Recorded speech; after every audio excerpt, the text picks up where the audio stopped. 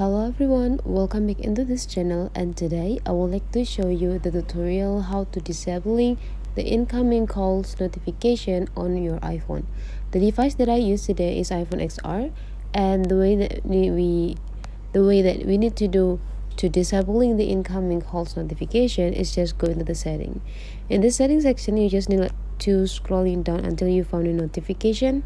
This part, you just need to go click it.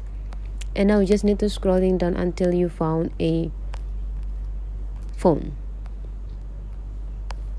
Just need to click it, and after that you just need to go click this button so that you will not gonna receive any notifications call on your phone. And if you want to allow it back, you just need to turn it on again. But since you want to disable it, you just need to go click it. So that's the way how to disabling incoming calls notification on our phone. If you find that this tutorial today is useful for you, don't forget to subscribe into this channel.